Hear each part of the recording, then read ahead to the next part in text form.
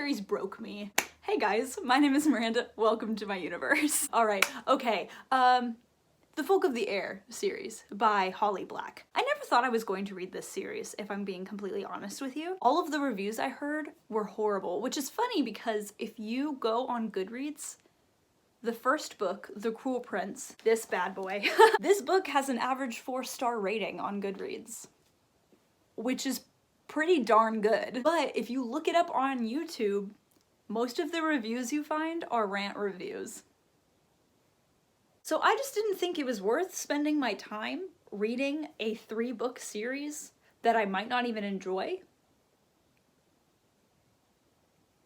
And yet here we are. I bought this first book at a thrift store because it was only $3. And I don't know about y'all, but I think this book is gorgeous. So yeah, I bought it. Then I didn't even have a place for it on my shelf yet. I have this pile. I'm exposing myself really quick, but I have this pile in my room where I just have a stack of books that don't really have a place on my shelf yet. They're just kind of sitting there like my recently bought books. And this was a part of that pile for a really long time. So it would just sit there and I would just be staring at it. And then one day, something came over me. Was it fate? Destiny? God himself? But something came over me and told me, Miranda, you need to read The Cruel Prince. So of course I listened. I am so glad I did because this book and the entire series is amazing. All right, so now that I have spent way too much time introducing this, let's get into the nitty-gritty. This whole video is also going to be spoiler-free. I should probably say that right now, so none of you guys have to worry about spoilers. I will first talk about what this book series is even about, and then I will go over my general thoughts, which I kind of already did. Then I will go into each book separately and talk about how I felt. Right, so the Folk of the Air Trilogy is a 3-book series, the first one being The Cruel Prince, which I physically have, and then the second one is called The Wicked King, and I read that on audiobook through my library. And then we have the third one, which is The Queen of Nothing, and I read that as an ebook through my library. Alright, so what is this series about, some of you might be wondering. Folk of the Air is a young adult fantasy series that mostly takes place in the land of fairy. We follow around our main character Jude, who has 2 sisters, one of which is a twin and the other one is older. When the girls were younger, they actually lived in the human world, and one day a fairy comes to their door and kills their parents. Turns out this fairy is the father of Jude's oldest sister, and he has basically come back to the human world to take her back with him to fairy. But because he killed their parents, he decides to take all of the girls with him to fairy so that they can live with him and he can raise them. And then the story flashes forward about 10 years, and then we go on from there as they live their lives in this magical world that technically they don't belong in. Okay, so I love this series, if you guys couldn't already tell. Because I originally wasn't going to read this series, I was very surprised by how much I enjoyed it.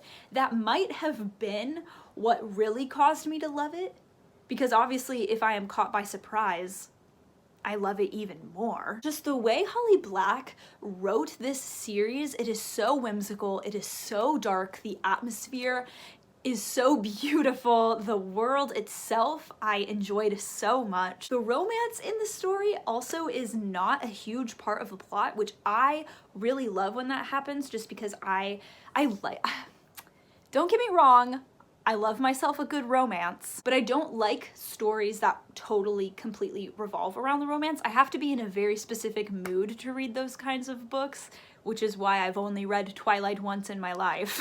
But this series did overall such a great job with balancing all the different plots that were going on, developing all the different characters and the character relationships and just the way that they interact with each other. It is so interesting. The fight for the crown and the fight for power in this world was so fascinating. I was totally encaptured the entire time. wow, when the first fairy tales were created, like fairies were evil creatures, like they were not good, they did not have very good intentions. So I love how Holly Black took that aspect into her storytelling.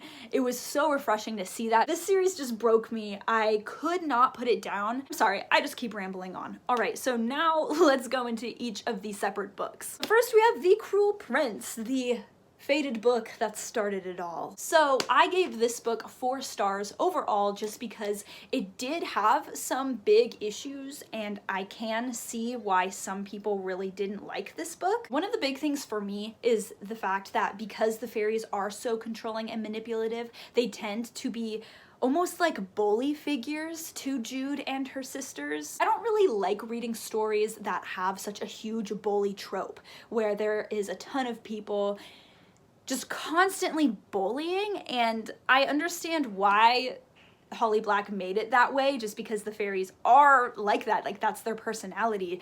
But I think that there was a lot of bullying in the beginning of this story when there could have been more development and more exposure to this world. But even though it was an issue, it wasn't so big of an issue that I didn't like this book. Like, I literally love this book so much. One of my favorite things about this book in particular was all of the character twists. There are so many twists, I guess, throughout all 3 of the books, but with this one, I felt like I couldn't trust anybody. One moment, you hate a character. The next moment, you love a character. A few moments later, you hate the character again. I didn't even know if I trusted the main character, Jude, for literally the longest time. Like, there was so much manipulation, even when it came to what the audience thinks, and I really liked that.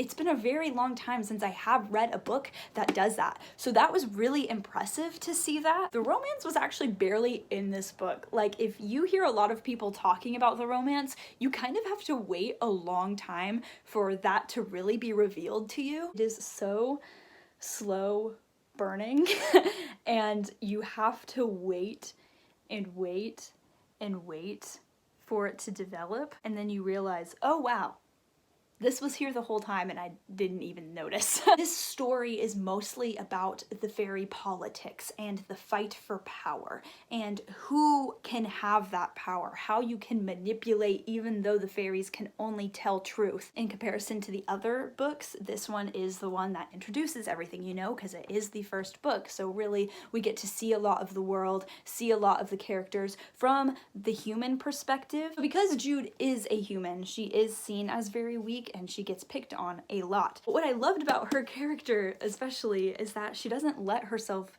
get pushed around. Like, she fights back, whereas a lot of the other human characters in this series don't really do that. So that was really refreshing to see, especially in a female character, how she really stood up for herself and she was almost ruthless, and it's like she wanted to fight. It was so different from all the other fantasy books that I have read.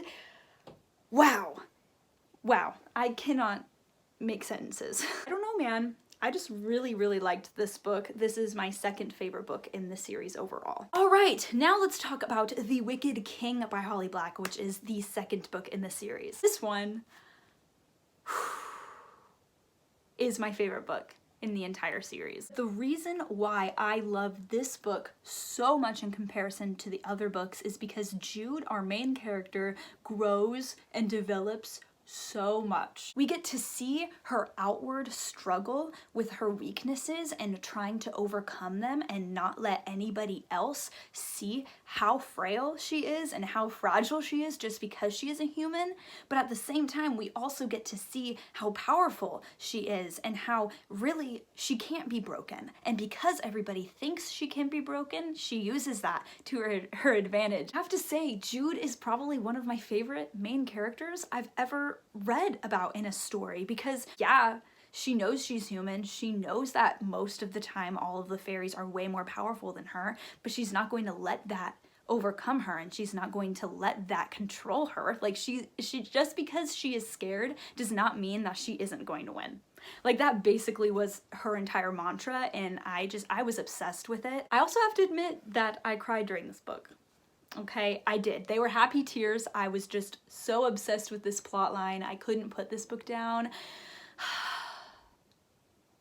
I think we just need to move on to the third book before I keep blabbling on. Queen of Nothing is our third and our final book to this trilogy. This one, I have to admit, was my least favorite book of the series, but I still gave it 4 stars. It is still very well done. I just think that the pacing in the plot wasn't the best. I felt like it was really rushed, especially towards the end. I felt like Holly Black really could have developed more of the scenes. There is one specific scene, it is kind of like a fighting war scene, and I just feel like it ended so fast, and I think that Holly Black could have really used that opportunity to grow more of her characters, and instead she just kind of ended it very abruptly. It kind of caught me really off guard and I was expecting more from that. So that was kind of a disappointment, but once again, it isn't something that I felt like took away from the story for me. I overall still really enjoyed this book. It definitely was a fairy tale ending. Like, I felt like a lot more destruction could have happened, and I know that sounds like so awful, but I really like it when books kind of end at a place where there is pain and there is hurt, and there definitely was in this book. But overall, it was a really, really happy ending, and it almost was to the point where I was thinking to myself, okay, this might be a little bit too happy, especially because it takes place in Fairy, where there's a lot of darkness and a lot of dark underlining themes. I don't know. I just felt like it almost was the easy way out for an ending, but all the same, I was left feeling incredibly happy for these characters. I loved them all. They all have such a special place in my heart. Also, the romance within this last book, it killed me. It killed me. I love them so much. I can't. Alright, so that basically wraps up all of my thoughts for this series. I definitely recommend it to anybody who really likes fantasies that have a lot of darker underlying themes, that also have a struggle for power, and there's a lot of politics to it. I think if you ever want to read it, you definitely should read it. It was a very quick and easy series to get through. The books are not very large at all, so there is that if you're worried about spending so much time getting through this series. Really, it is very short, very easy read. Anyway, with all of that out of my system, thank you so much for watching this video. If you are thinking about reading this series, or if you ever have read this book or this series, please comment down below so we can talk about it. I love you so much. Please be safe, make good choices, and I will definitely see you next time. Bye!